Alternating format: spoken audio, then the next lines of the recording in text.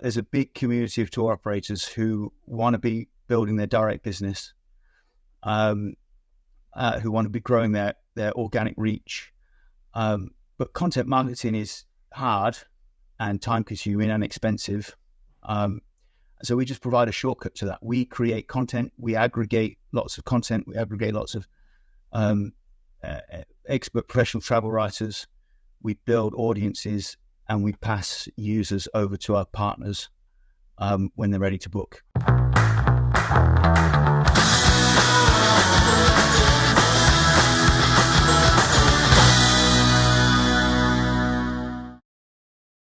All right, I'm sitting with Matthew Barker, Horizon Guides. Lovely to meet you, Matt. Yeah, likewise. How you doing? Good. You've been interacting in the tourpreneur community there for quite a long time, and I've been following you on LinkedIn as well. It's always been good to see you around the traps, and you are the first tech startup person, whatever, to come on this aspect of the show, the multi-day show. So welcome on. It's good to be here.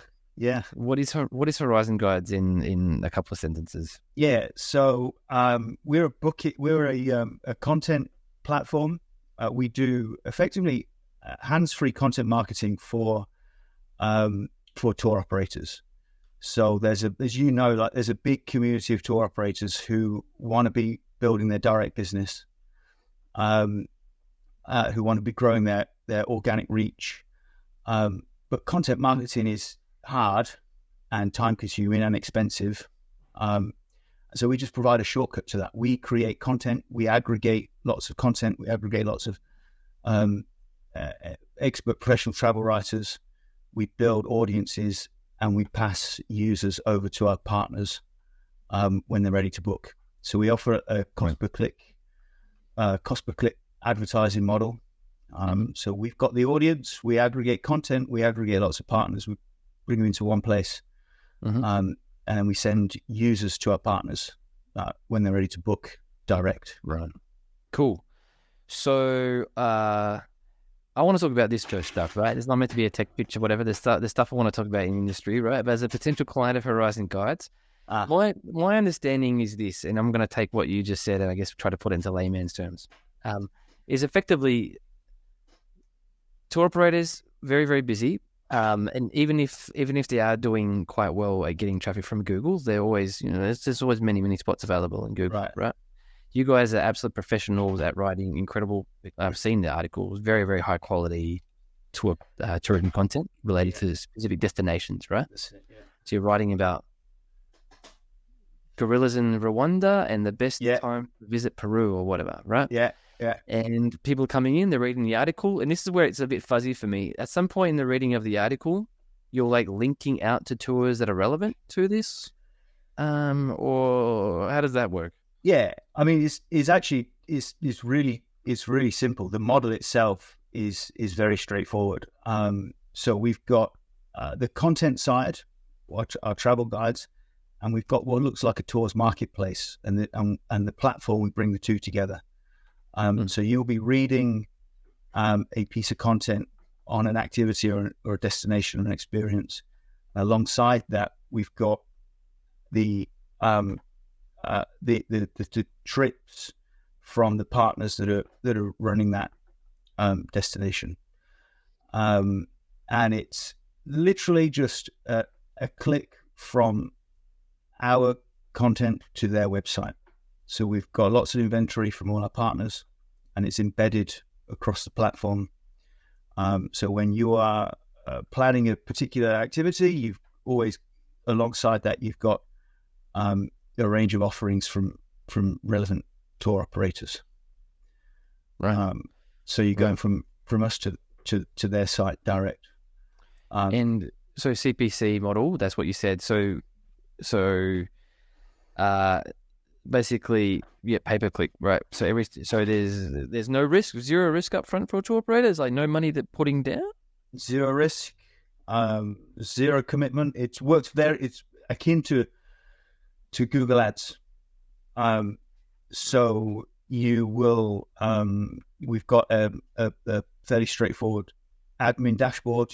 You create an account, you create a payment method, you tell us what your monthly budget might be. You give us the trips that you want us to promote, and we just send clicks from us to you on a monthly basis, and our partners are billed per click from our side to theirs. Cool. I just noticed working with Calpac Travel, actually. Luca, Calpac Travel, they're good friends of ours. Leatherback Travel. Really right. Excellent business. Amazing guys. They're actually our partner that help us run our women-only tours on the Silk Road, and they are fucking fantastic. Forgive the French. So tour operator signs up to you, but like, all right,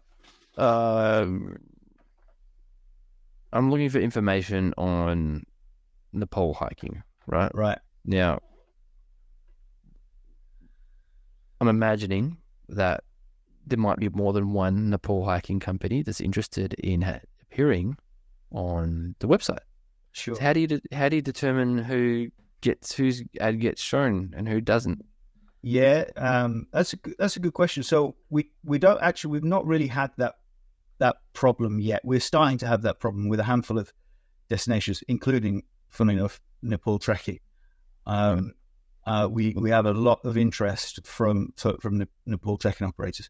We've got a few solutions to that. So obviously, like our paying, we have 2 tiers of membership. We have a premium membership, which works on this cost per click model that I'm talking about. We also have a free membership that is 100% free, and the only effective difference is users can't click direct from us to your site. They have to go through a contact form, which still brings a ton of value for those partners. So you get like a lead, a trip inquiry. But obviously the premium partners are the ones who feature more prominently across the platform. Mm-hmm. So there's a sort of platform tech angle to that.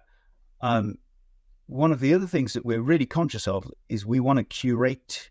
We don't want to be a marketplace of every single tour. You know, like you've got Viator or TripAdvisor, and that exists already. What our users care about and what we care about as a brand is a much more curated experience. So we get lots of demand for Nepal trekking. It's a really good example because there's a lot of operators and they all want to promote Everest Base Camp or the Annapurna circuit sanctuary. So we actually turn a lot of those people away, or say, do you have some, like, we've got so much great content on Nepal trekking in all of these different regions of Nepal, so like 9 different regions of Nepal. And we get a lot of search demand for these places. Like our users want to go to these places. So we say, I have this conversation a lot, like, okay, you're welcome on the platform, but have you got something other than Everest Base Camp? Because these are the things that these are the gaps. Right. So we have, Mm-hmm. So how do you pick? Do you write about Argentina first, or does the operator come from Argentina? It's a bit of both. We've gone through the journey's been quite interesting over COVID and everything else. Before, we were originally a VC funded startup.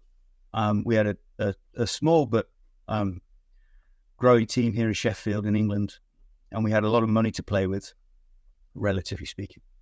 And at that point, we were kind of just we were picking subjects. We were looking at what the demand is, where the interesting angles were, because it's like this idea of trying to be a bit curated. Like we've tried to steer clear of the hyper mass tourism angle and try and pick out something that's a bit different, a bit original.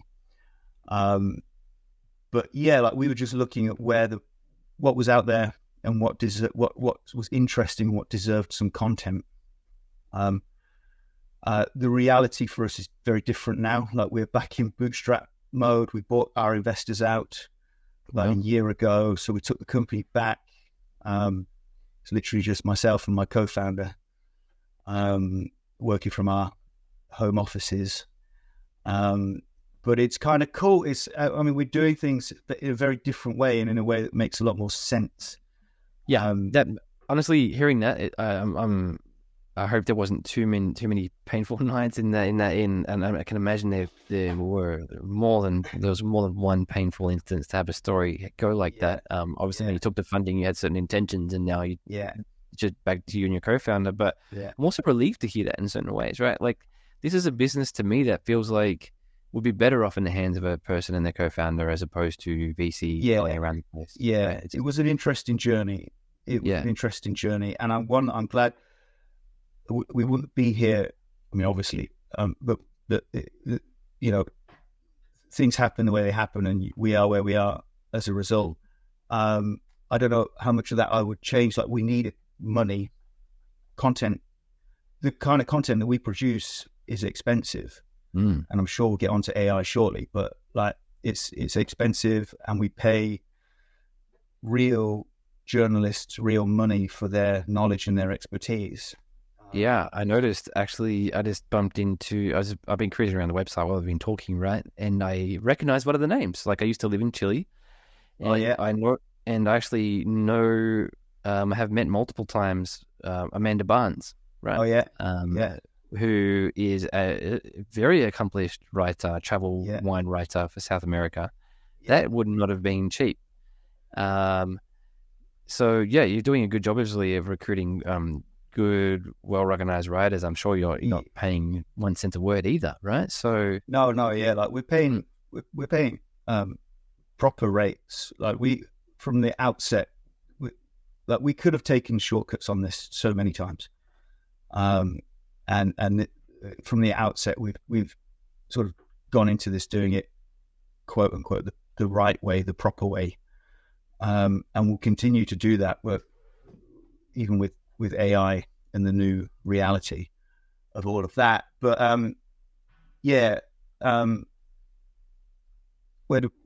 do we get onto this subject? What's the question I'm supposed to be answering? I don't know. I just kind of I don't even know if there was a question. I was just interjecting about the writers and stuff like that. I was just kind of commenting, actually. I remember the tangent started when we were talking about how you bought your VC out, right? Right. And that's kind of enabled you guys to really lean into what you're actually wanting to do, right? Yeah. Sort of build the sort of product you want to make, right? Yeah. So can I?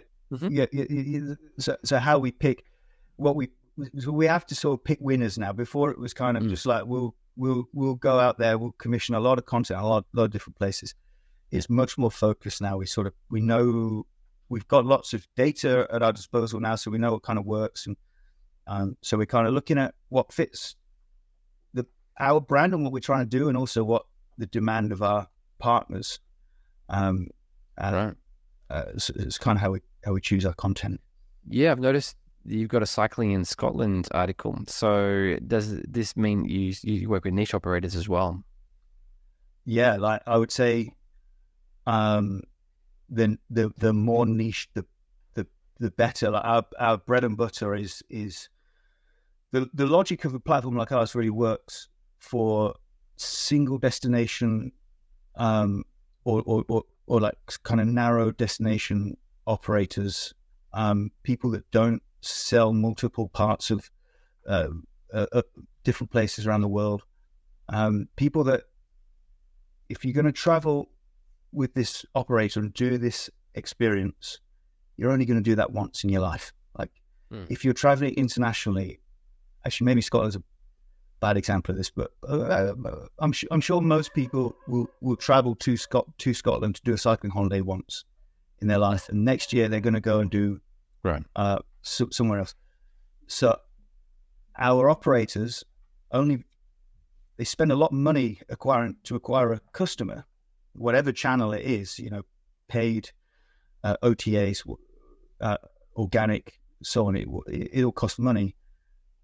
Your lifetime value, Peter Simon's talking about this all the time. Your lifetime value of that customer is very high, and your retention rate is probably zero. So that's why the premise of what we're doing kind of makes sense. The idea is we aggregate the customer acquisition cost and share that amongst all of our partners.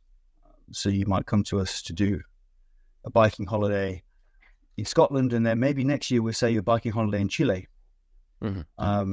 And our Chile partner benefits from the fact that we acquired them for Scotland 12 months ago. That's interesting because it's kind of assuming that you're going to be building that exactly what you just said. Kind of assumes that you're going to be building an like a recurring audience, right? Like Yeah, people genuinely trust your brand. Is that what you yeah. think? Like I don't have the exact numbers at my fingertips, but like a big proportion of our users are coming from emails that we've acquired over the. I mean, we've been doing this for 2 years now. Too long. So I mean, this is the thing. Like all of these buzzwords, things that people talk about, data. Every business is supposed to be a data business. Every business is supposed to be a publishing company. Every business is supposed to be doing all these things. The AI company, whatever. Yeah. Right. I mean, it's bollocks. Independent tour operators are running their businesses. They're not doing all of this stuff. And I think it's potentially, it does a disservice to them, like to say, you know, you've got to be thinking about this, you've got to be thinking about that. You know, in my experience, it's just not always realistic. No. Totally. I totally understand what you're saying. And so far, every single one of these questions have just been purely self-motivated, right? I'm interested in business. I'm in a tour operator business. If you're listening to this podcast, you should have figured that out by now, right? If someone, let's just say someone looks at your website, Horizon Guides, and they're like, yeah, you know what? Like, they don't quite have a piece of content that fits my brand. Can someone actually come in and commission a piece of content to go on the website with you? Or do you guys always have to weigh up whether it's worth the investment? Yeah, no is the short. That would be cool. And that might be something we work towards eventually. No, at the moment, so there's no reason, there's no necessity for us to have a guide on a subject for someone to sign up and list their business. So that there are almost two halves to the platform. There's the content, the guides, and there's this sort of marketplace directory of partners and inventory. And we've got lots of inventory for destinations that don't have guides. And actually we generate value from that because the marketplace itself drives quite a lot of traffic. Right. So people that are searching for all sorts of long tail queries will find partners, travel companies and trips that they're looking for. That said, the guides are our calling cards, right? The guides are what bring not just our users, our readers, but also our partners to us. People see guides for their destinations and they register and sign up. I would love to find a way of getting more partners for places that we've not invested all the time and money on content. I think that is kind of developing over time. Cool. All right. So let's add some value. Let's add some value. Let's dig some gold out of that head. Yeah. I hate much. I hate the term picking. This is just going to be an aside, right? But when people say, "Oh, can I pick your brain?" It's like, actually, yeah. I love helping people, but that phraseology just turns me off so much. It's because it's so directly, so like nakedly saying to someone, "Hey, can you just like give me a ton of value with nothing, like not even have a chat?" Probably, let's connect runs a close second to that in like most hated phrases, but I would say let's pick your brain. So anyway, let's mine your head for gold. It sounds just as painful, but yeah, fine. Yeah, it's a bit more fun though. And the quid pro quo is obviously we're recording. So if I'm trying to put together some amazing content for my website, you must have learned a lot of lessons, right? But like, what are some key standout go-to lessons that you share when you ask this question, I guess? Yeah. So the start point is usually pretty straightforward. For us, If a product exists or an experience exists, or there are search results for something, there are people who are running ads for something, that's a pretty clear-cut indicator that that subject has an audience, and that's what we care about, right? There are people looking for that subject. So normally the start point is fairly straightforward. What should this content be about? People know this already. People, like business owners, especially tour operators, people know what are your customers asking you most frequently. Normally this is almost intuition. From that point, there are all sorts of like reasonably useful data sources you can sort of mine. Like we use some paid research tools, things like SEMrush and so on. But to be honest, this rarely tells you something you don't already know if you sort of know a bit about the subject already. But it will show you some of the main questions that people ask. Google itself will show you the main questions that people ask. Like Google, if you run a search, you will get prompts people also searched for, and it will tell you what people are searching for. If you put it onto the search bar, the autocomplete will tell you what people are searching for. And just to get with the times, like something that we're using increasingly now is you put it into ChatGPT. Like, what are people? What you could? These are the things that that you can run. You can use AI for. Like, what are people? What's some frequently asked questions? That kind of thing. Pretty straightforward, really, to develop an outline of what a piece of content should consist of. But then you've got to go and think like, all right, well, so how are we going to produce this piece of content? And again, you go back to Google and you see who is ranking for these, who is already there for these questions. As we all know, like SEO is a zero-sum game. If you want to have a search result, that means by definition you've got to displace another search result. So who are you trying to displace with your content? And you clearly have to do a better job than them. Quite often, that will be a more established website with more authority. In our, like, the sort of sites we compete against, it's the biggest publishing brands and travel guide websites and newspapers. I mean, like the news sites have big travel sections, and the nature of our content, this is the sort of stuff that we're going up against. Right, because you guys go for you guys don't go, from what I can tell, your articles are quite long and detailed, but not hyper niche. Any of them that I'm seeing, right, in terms of the best walking holidays in Europe is one of the titles of an article I've just looked up and on the side, and I'm sure there's probably more niche stuff than that, but you're going pretty broad, actually, which is quite interesting from an SEO perspective. And that's because your strategy is effectively to be a highly reputed, trusted website that people click on, spend a lot of time on. You generate links from Google, and that enables you to rank against high quality brands, right?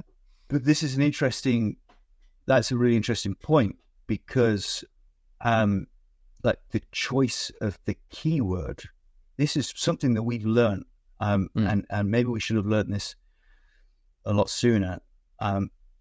You've got to understand where you can realistically compete. Like, are you punching too far above your weight? Punch above your weight, but it's got to be realistic, right? So when we started, we were going for much more sort of long tail type keywords and content than we do now. And over time, like, is it is it safe to visit XYZ region or whatever? Well, yeah, that kind of thing. Yeah, like, but Mm, very long taily type stuff. And as mm, your domain authority and the quality of your site and everything else, as those metrics improve over time, mm, you stand a greater chance. Your potential increases.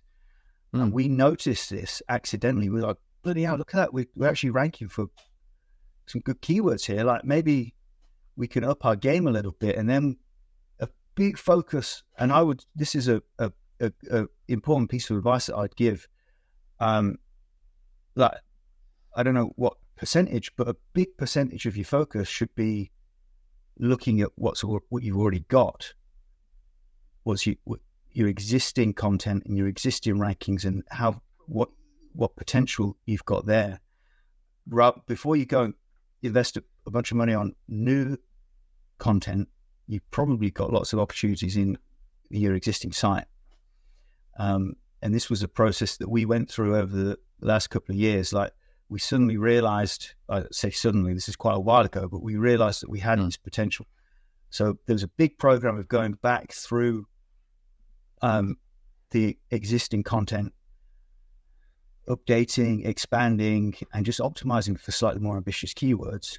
And so for that, like, the most useful tool in our arsenal is Google Search Console. Right. And that is so useful. Like, you can pay for stuff like SEMrush and so on. Google Search Console will tell you everything you need to know. It will show you what page is getting what impressions, what keyword is ranked in what position. If you've got a good page or a good keyword that is hovering, just off the first page, or just off the top 5, or just out of the top 3, these are where you want to be looking at. I mean, this is what we've spent a lot of time doing. So what? Obviously, you had certain ideas about how everything worked when you started, right? But what, over the last 6 to 7 years, what are some, I guess, things that have taken you by surprise in running this business? Well, I think everything. I don't know. It's all been a surprise. I think. So for the purposes of this conversation, like, the one thing that we weren't fully prepared for, and our investors certainly weren't fully prepared for, was just how long it was going to take. And maybe I'm under no illusion. I'm aware that my knowledge and practice of SEO is quite narrow. Like, beyond what I do, there is a whole world. So when it comes to, like, all the stuff you can do with link building and outreach and PR, and we've never really done any of that. We've followed, like, we played to Google's tune. It's like, invest in good content, everything else will come. And that's not true, really. Like, Google has a very clear agenda in spreading that myth. So yeah, we, like, literally in the last 12 to 18 months, has our organic traffic picked up to a point that the business financially stable, and we can make, like, decent long-term decisions and predictions on how we're going to grow it. And ironically enough, that was just after we bought our investors out. This started to come together, so that was quite fortuitous for us. But it just took so long, man. It took so long. And I remember we were celebrating our first milestone was 3 days straight of 100 organic visitors per day. Wow. And that was a big celebration for us. Yeah. And now we're on something like 75,000 users per month. Yeah.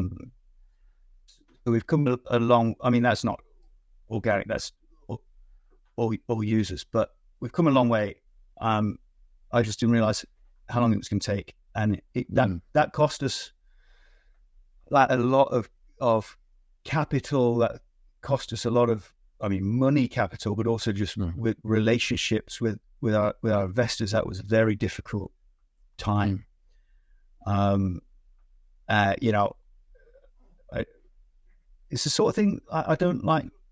Sort of self-congratulate. A rational person would have given up a long time ago. Right. So allow me to congratulate you, because effectively, what you're saying is, you know, it's like, what have you learned about, you know, I'm asking you about, like, what tips can you give to people who think about doing content or whatever, and it's a bit of a case of almost like, don't do it. Right? This is a very tough journey, especially with all the brands you compete against. Like, you might want to try, but you have to understand that, number one, the content's going to be incredibly high quality to even have a chance. Number two, it's going to take a long time to see any sorts of returns, no matter if you're Horizon Guides or Bob's Scotland Guides, right? Yeah. And so on and so forth. And having you know, in tourism is almost never easy. So yeah, congratulations on sticking it out. You've built a fantastic website, man. Yeah, I appreciate that. Yeah, I mean, we're finally at a point now where we, you know, we can just breathe a little bit. Actually, I mean, it kind of, like, we got to this point at the end of last year, and we're like, do you know what? We can breathe a bit. And then everyone started talking about AI. It's like the next. We got through COVID, and it was like, okay, this is going to be smooth sailing now. It's everything's solved, and now here we are. But yeah. Yeah, we'll see. I mean, AI is obviously going to change the landscape somewhat, right? It's one of these things that's hard to predict. It's almost it's borderline. I mean, ChatGPT was like 6 months at the time of recording, was 6 months ago. ChatGPT 3. Have I got that wrong? Just like November, wasn't it? Just 5 months. End of last year. Yeah, and now ChatGPT 4. But like the quality of the content you're putting out, I think you're gonna struggle to get there with AI right now. And I mean, that's self-evident. Even if you're an absolute ninja at doing prompts on ChatGPT 4, you're still gonna struggle. Like, I'm getting a lot better myself at prompting ChatGPT, but if you just ask it straight out, I want a high quality travel guide to X, Y, Z place, you're gonna get the most generic piece of shit content ever, right? That to get it to give you something good is hard. You're gonna say? Yeah, right. I agree completely. But we're talking about today's reality, not next week, or let alone next year, or 5 years time. It's going to look very different. Right. So how are you going to approach that? Do you have any idea at the moment, or like we kind of racked our brains and I've done a lot of soul searching about all of this, and how do I say this without making it just sound like it's kind of stubborn pig-headedness? But all we can do is double down on what we are good at and what makes us different. So we're not in a panic to make any drastic pivots. Right. How do you detect? This is one thing that is on my mind, though. Like, looking at this writing, how will you know if one of your writers is getting a bit lazy, right? Starts using the ChatGPT 4 engine or Quillbot or whatever? Is this going to be something that you're going to be seeing yourself working through as a challenge relatively soon, or possibly? But this is the thing. So I mean, to actually qualify that, like, we're already using GPT to help us to spec out briefs and help us outline. So, but this is what I mean by we can only double down on what makes us different and what we're good at. And so when we try, and we don't always do this successfully, and this could be transferable to to operators and other people who want to look at their content. There's no point for us, or for anyone really, in just churning out another generic article on X, on trekking in Nepal, or whatever it might be, because that stuff is already, like, you could run that search into Google and you're going to get 500,000 pages of results, and everyone is saying the same thing. and that is what ChatGPT is learned from, and it will do an excellent job of rehashing and reformulating that information. And by all means, you could take that and you could stick it on your website, and maybe Google can detect it or not. I don't know. What we do, and what anyone should be doing, really, if they're looking at content as a marketing channel, is like, what isn't out there? Where are the gaps? Like, what's missing in that 500,000 pages of results? And that's the thing that an AI cannot do. An AI cannot invent new knowledge for the internet. An AI cannot add to the sum of online knowledge. An AI can do all sorts of things, but there are certain things that it can't do. Yeah. So when we take pages of GPT content and give it to our contributors and say, okay, this is what the internet knows. Now you tell us what something new or something contrarian or some disagree with that. Is this the best way to get to Machu Picchu? Or is there a different way, a better way? Are there new facts that didn't exist when this stuff was, Yeah. Also, so much of what passes for travel content nowadays is written by people who have never been to the place. Right. So if like ChatGPT is almost like Google contains the sum of all human knowledge. ChatGPT is almost like the average of all human knowledge. Right. Yeah. In many ways, yeah. Right? Yeah. It's a median point or whatever. Yeah. No, like you got it right. For probably 10 years now, people have been spamming the internet with desk research travel content. And all AI is doing is automating desk research of your content. And so, like, what we're trying to do, as I say, is we don't always get it right, but this has given us impetus to do better. Is like what does a user, forget Google, what does our user want and need to know, and what can we give them? What can we tell them? And what can we tell them that's a bit different or a bit opinionated or contrarian? So you can go to ChatGPT and you can say, can you recommend? I mean, this is a live example. We have a Q&A function that we're testing at the moment. So readers can ask our contributors for advice, kind of like an alternative to an AI chatbot. Okay. So, for example, can you recommend? Go to South Africa on safari. I want to visit a tribe. Can you recommend something?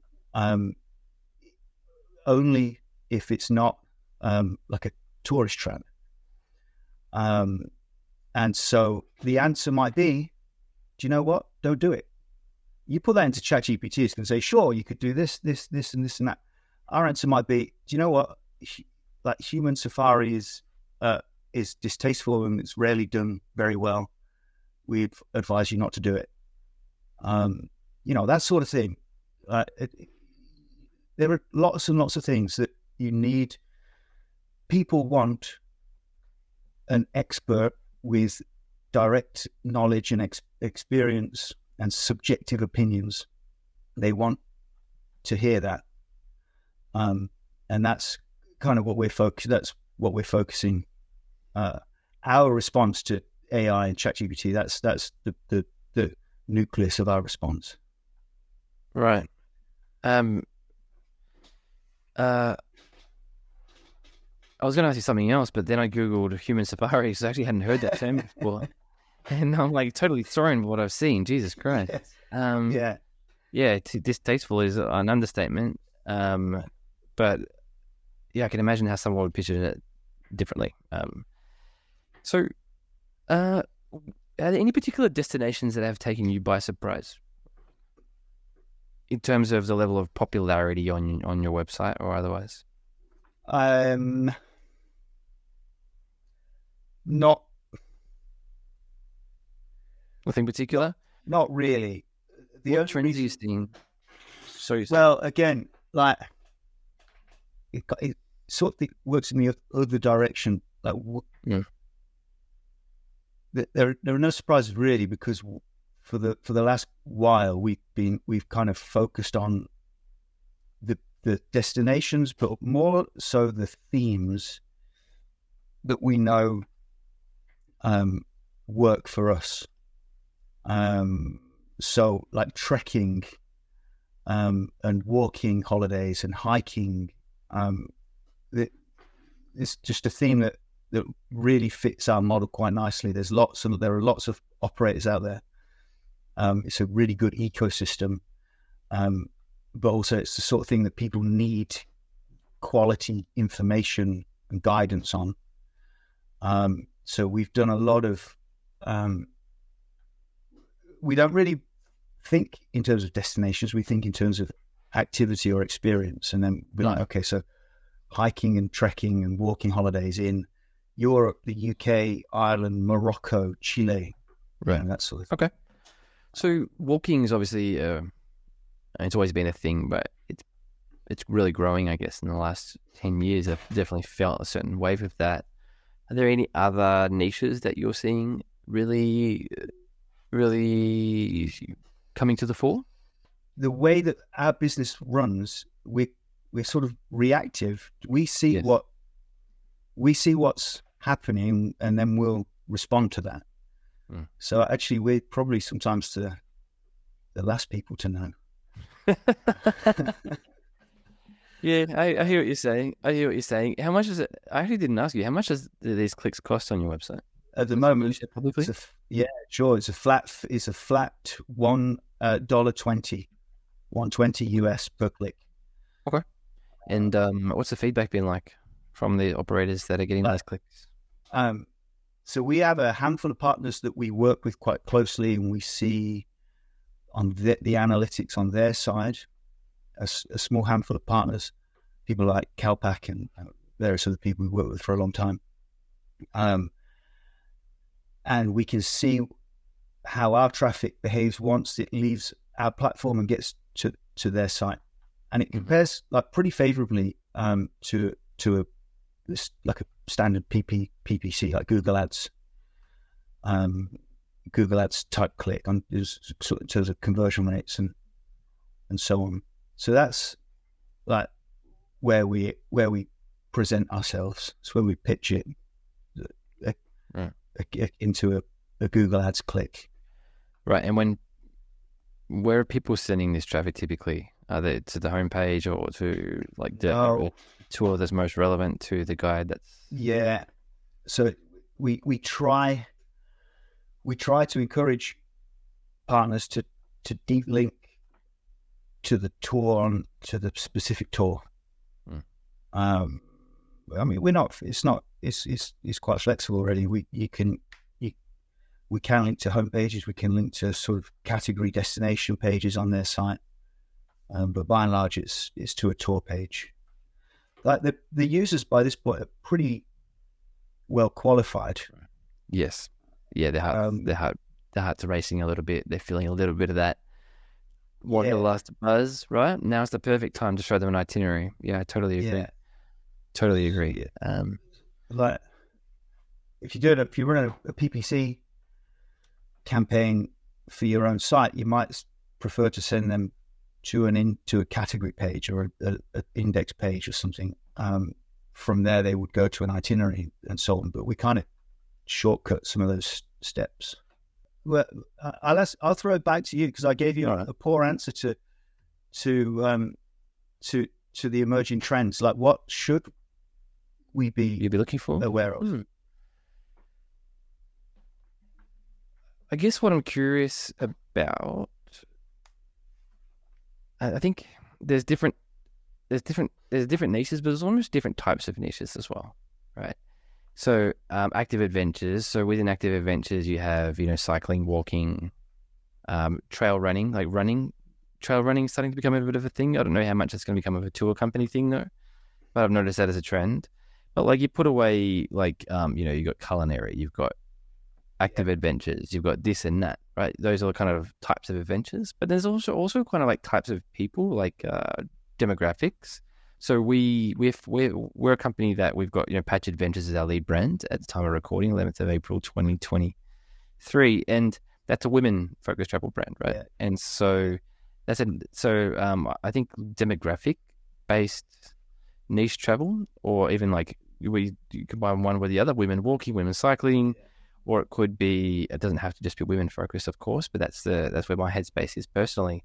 I think that's going to be an interesting space in the world we live in. I'm not sure for a business like yours how much it's going to overlap, because SEO, right? Your like the amount of people who are searching for community sort of demographic sort of base is, you kind of reach them in other ways. Like we mostly promote via Facebook, right? I just don't know how many people are Googling women only adventures in Morocco, right?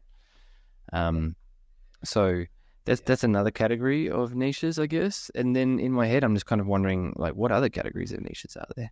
Yeah. Right. It's an interesting question. I think one of the things that that we are, like, I've always been mindful of this is there's a big risk of us getting trapped into chasing the existing demand. And we've kind of tried to adjust, like, so we'll create some content on like Machu Picchu, for example. Lots of people visit Peru. They don't even know that Machu Picchu is in Peru. They're going to see Machu Picchu. They don't really know where that, but I lived in Peru for 4 years. I know how like vast and varied and diverse a country that is, and how short sold it's been by tourism for this, like, almost everything is eclipsed by Machu Picchu. So we'll do like the Machu Picchu content because that's what people are searching for. But then alongside that, we'll have 3 times as much about everything else. And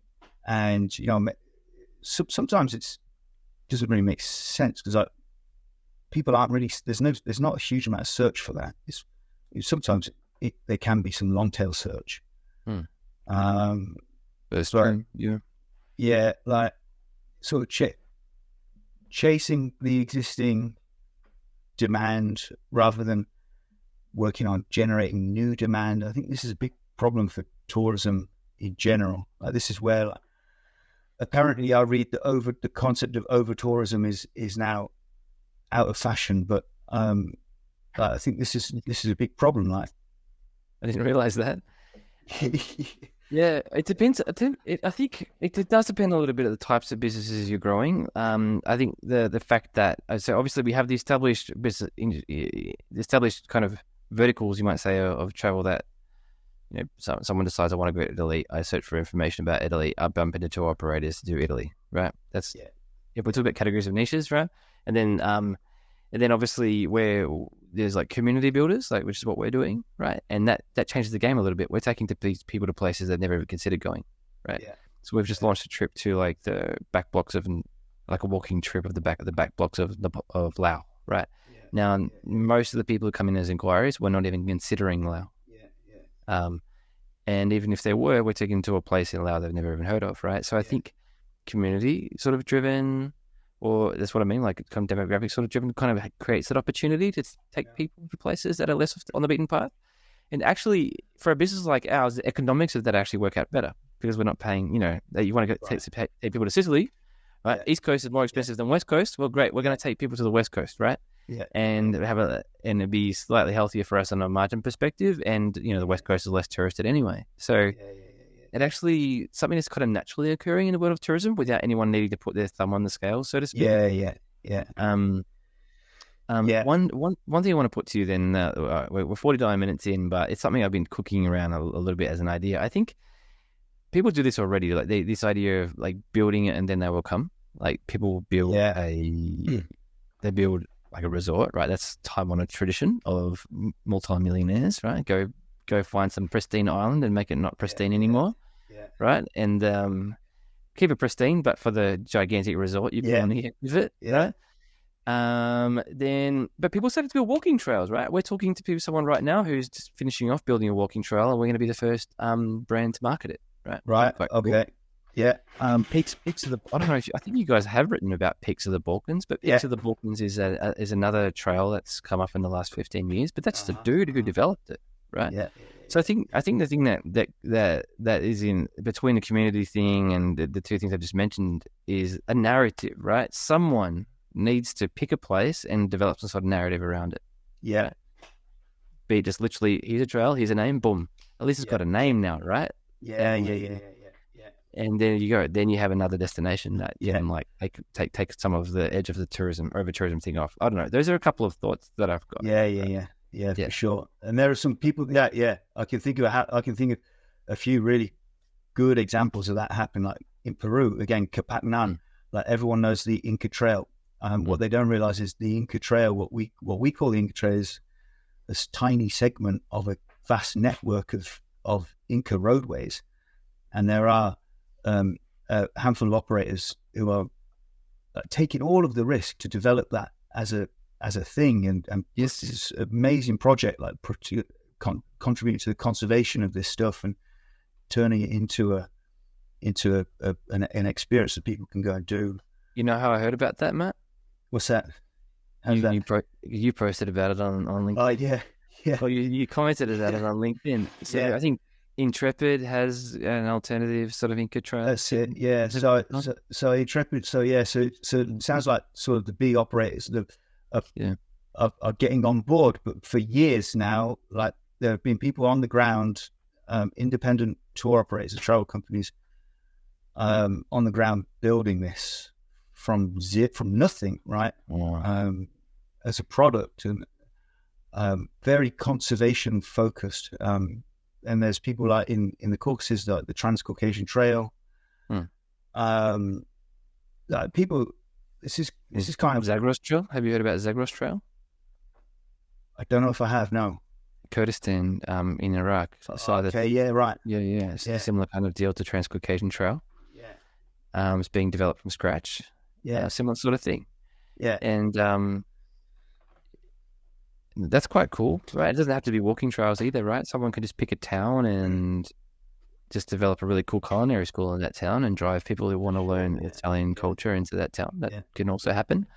I think there's one thing that you said kind of just reminded me of something else, though, is that like pretty much all the tourist traps nowadays, we're not tourist traps forever, right? Someone had developed a vision for that place, created a narrative around that place. Someone or a group of people, it's kind of obviously in many ways just kicked off, but there are many places around the world where this has been done successfully to the point where we forget that they had their origin story, right? There was a point in history where no one was walking the Inca Trail. Yeah. No, I think the history of the Inca Trail is quite interesting. Like, its development its development as a tourism product has driven its conservation. So, but then you can have too much of a good thing, clearly. Right. Right. So if we can have one Inca Trail, I mean, G Adventures has Lara's Trek or something. Is that right? Yeah. That's the name of their trail. So there's multiple trails kind of swatting around in Peru. It's like something. You used to live in Peru, is that right? Yeah. I mean, this is where I started in tourism. We're doing the interview, the typical podcast interview in reverse. Yeah. It's a boring story. It's the least interesting of all. Yeah. Right. So it's the least interesting. Okay, tell me every single detail. I must listen. So you used to live in Peru, basically, and that's how you got started touring. Yeah. Okay. Is the food in Lima as good as they say it is? The best, probably some of the best food that I've. Well, it's a hard thing to say. Yeah, it's pretty good. Yeah, it's pretty bloody good. Yeah. You've been spending too much time with Americans, man. You were just about to start going off on this. I know, yeah. Well, you learn what happened in their life, and you remembered you were British, and you. Yeah, right. Yeah, I was going to get carried away. I actually met my wife, who is American, in Lima, so I've got that influence on hyperbole. Oh, shout out to all our American listeners. I swear I hang so far. This is like the 9th or 10th conversation that I've recorded so far. I swear I'm hanging shit on Americans or America in some way in like every second episode. I actually love America in so many ways. It's just too tempting. It's just too easy a bait to take. Too easy, too easy. Yeah, too easy. Yeah, exactly. Not fair. Yeah, exactly. You're right. It's not fair. It's not fair. Those poor old Americans, who are listening and Yeah. to take it, I guess. So awesome, dude. Well, good chatting. So I don't know. Like, I want to keep this little thread going. Like, I want to ask in 1 or 2 minutes, right? If you had to develop your own tourism project, like trail, whatever, right? If you had to pick a place in the world that you think needs to have a bit more of a spotlight shone on it, could you think of a name? I'm so bad at this sort of thing. I don't know if I could. I don't know if I could. The only thing I can do is talk from my experience. If I was going to focus on anything, it would be something like what I was talking about in Peru. Right. Right. Yeah. I'm pretty bad on. Oh, you're pretty bad on coming. Yeah, I'm more of a slow thinker. Right. So, where's your next holiday to? Do you have a tour book in yourself? So, we've just had our second child. So where are we going to get away to next? If we get away this summer, it will be back to Greece. We went to Halkidiki in Greece last summer. Very nice, good for the kids. I have so many of our partners say, you've got to come out to Tajikistan. You've got to come and see us in Nepal. Yeah, give me 10 years and we'll see. At the moment, Greece and a few camping trips here in England is probably the best stretch. Yeah, I've got similar requests for me to go to Uzbekistan, and I'm going to Iran. I'm going to Iran in a few weeks. So that's going to be cool. Yeah. But yeah, anyway, we're hitting in the time limit. So Matt, been lovely to chat. Horizonguides.com, correct? That's us. Yeah. And you're on LinkedIn as a LinkedIn influencer. Yeah. So just shaking the foundations of the industry with your hot takes. I don't know about that. No, but he's a worthy follower. He's the best way to put it. Let's go back to British style. He's a worthy. Yeah, right. All right. That's it. Hey, thanks for having me. Really, really. Thank you very much, Matt. Yeah, appreciate it.